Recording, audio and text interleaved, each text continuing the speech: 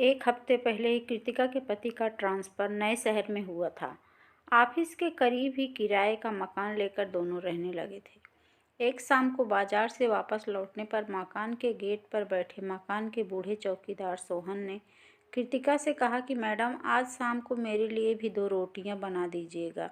सुनकर कृतिका ने मुस्कुराते हुए कहा कि ठीक है, बना दूंगी। उसी मकान में रहने वाले पड़ोसी किराएदारों से मालूम हुआ कि सोहन पास के ही एक गांव में रहने वाला है, लेकिन कई साल पहले ही अविवाहित सोहन को मृतक दिखाकर उसके भाइयों ने उसकी जमीन जायदाद हड़प लिया था और सीधा सच्चा बेबस सोहन गरीबी के कारण अपने हक के लिए लड़ाई भी नहीं कर सका था। इसलिए मजबूरी में शहर के एक बड़े बिजनेसमैन के इस मकान के चौकीदार के साथ फुल टाइम नौकर की हैसियत से काम करके जीवन यापन कर रहा था। सोहन की मजबूरी का फ़ायदा उठाकर उसका मालिक भी 20 रुपये रोजाना और एक टाइम का खाना उसे देता था। बेबस बेसहारा बूढ़ा सोहन चुपचाप अपने काम को ईमानदारी से करता रहा था, लेकिन जब सुबह मालिक के घर से आए खाने को ही बचाकर शाम को ही खाना पड़ता तो कभी कभी बासी खाने को देखकर उसका मन खाने के लिए मना कर देता था।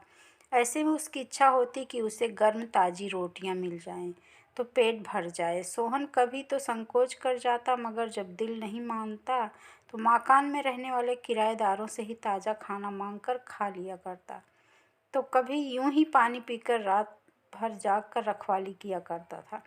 शाम को जब कृतिका गर्म रोटियों के साथ सब्जी लेकर सोहन को देने गई तो सोहन के चेहरे पर खुशी झलक रही थी और भाव विभोर होकर कृतिका को ढेरों आशीर्वाद देने लगा था। कृतिका ने सोहन के बारे में पड़ोसियों से मिली सभी जानकारी बताई तो उसके पति को भी सोहन पर बहुत तरस आया। इसी तरह धीरे धीरे 1 साल बीत गए थे, लेकिन आए दिन कृतिका के मन में सोहन को न्याय दिलाने, उसका हक उसे वापस दिलाकर जिल्लत की जिंदगी से दूर खुशहाल जीवन के लिए भावना उमड़ती घुमड़ती रहती थी।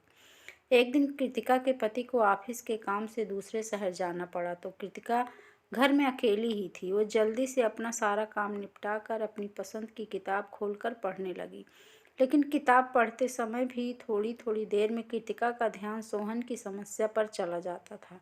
ऐसे में कृतिका ने किताब बंद करके एक तरफ रख दिया और सोहन की मजबूरियों का फायदा उठाकर उसके मालिक द्वारा की जाने वाली ज्यादती और सोहन के परिवार वालों की बेहयाई के बारे में सोचने लगी कि बड़ी अजीब दुनिया है, कैसे लोग हैं इस दुनिया में। मन ही मन कृतिका बहुत कुछ करने की सोचने लगी, लेकिन उसे ये भी समझ में नहीं आ रहा था कि कैसे वह सोहन को न्याय दिला सके। उनको सोहन की तबीयत भी कुछ ठीक नहीं थी, तो उसका मालिक उसे दवाएं देने के साथ साथ अभद्र भाषा में न जाने क्या क्या बोलता जा रहा था। मकान के सभी किराएदारों को सोहन के साथ उसके मालिक का ये बर्ताव पसंद नहीं आता था, लेकिन वो कभी उसका पुरजोर विरोध नहीं कर सके थे। जैसे जैसे रात गहराती चली गई वैसे वैसे सन्नाटा भी गूंजने लगा था और उस सन्नाटे के बीच बीच में सोहन के कराहने की हल्की आवाज़ भी गूंज रही। बाकी किराएदारों की तरह कृतिका भी सोहन का हाल चाल पूछकर अपने रूम में जाकर दरवाजे को लॉक करके बिस्तर पर लेट गई। थोड़ी देर बाद सोहन के कराहने की आवाज़ भी आना बंद हो गई थी। शायद दवाओं के असर से उसे नींद आ गई थी। कृतिका हल्की नींद में थी कि तभी दरवाजे पर किसी ने उसे आवाज़ देकर बुलाया। पूछने पर उसके पति की आवाज़ उत्तर में आई तो कृतिका ने दरवाज़ा खोला।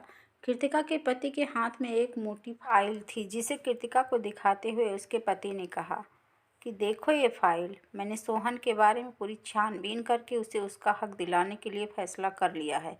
पति के हाथों से फाइल लेकर कृतिका ने चौंक कर खुशी से कहा कि हाँ सही, आपने बहुत अच्छा किया, हमें सोहन को न्याय दिलाना ही होगा।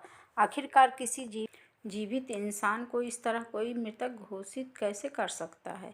ऊपर से उसका मालिक भी उसकी मजबूरी का फ़ायदा ले रहा है। कृतिका यूं ही बिस्तर पर लेटे हुए नींद में बड़बड़ा रही थी और सुबह के सूरज की धूप खिड़की से भीतर आकर कमरे की दीवारों पर फैलती जा रही थी। इतने में मोबाइल बजने लगा था। कृतिका हड़बड़ा के नींद से जागकर इधर उधर देखने लगी तो कमरे में उसके सिवा कोई और नहीं था। साथ ही मोबाइल पर बजने वाली ट्यून भी खामोश हो गई थी। मोबाइल पर उसके पति की कॉल दोबारा आने लगी तो कृतिका की चैतन्यता वापस आई। उसने कॉल रिसीव करते हुए पूछा कि क्या आप अभी वहीं हैं? क्या रात में घर वापस नहीं आए थे? आप कोई फाइल मुझे दे रहे थे ना, वो फाइल कहाँ है? कृतिका के पति ने इतने सारे सवाल एक सांस में पूछने का कारण जानना चाहा तो कृतिका चुप रही। उसे रात को देखे सपने और हकीकत में फ़र्क समझ में आ गया तो वो बोली कि कुछ नहीं, शायद मैंने सपना देखा था। आप तो आज वापस आओगे ना? कृतिका ने अपने देखे सपने के बारे में विस्तार से बताया तो उसके पति ने उसे ज़्यादा न सोचने और अपना ख्याल रखने की बात कहकर बात ख़त्म की। कृतिका फ्रेश होने के लिए बाथरूम की तरफ जा रही थी कि नीचे से कुछ आवाज़ें सुनकर बालकनी से देखने लगी तो मालूम हुआ कि रात में सोहन सोने के बाद सुबह नींद से जागा ही नहीं। वो अब इस दुनिया से विदा होकर अंतिम यात्रा पर जा चुका था। कृतिका सोहन की अचानक हुई मौत से अवाक रह गई थी। कभी वो अपने रात के सपने के बारे में सोचती तो कभी सामने ज़मीन पर पड़े सोहन के बेजान शरीर को देखती। वो जीवित रहकर भी मृतक घोषित सोहन के वास्तव में मृत होने पर विचारों के सागर में डूबती जा रही थी कि सोहन की इस बेजान शरीर ने सोहन के मृतक होने की वर्षों से लिपटी पहचान को आज जीवित कर दिया था। दोस्तों, ऐसी घटना इंसानियत को समाज में शर्मसार करती है और हमें इंसान बनने की शिक्षा देती है। दोस्तों, अगर यह आपको कहानी पसंद आई हो ज़रा सा भी तो प्लीज़ हमारे चैनल को सब्सक्राइब करें, वीडियो को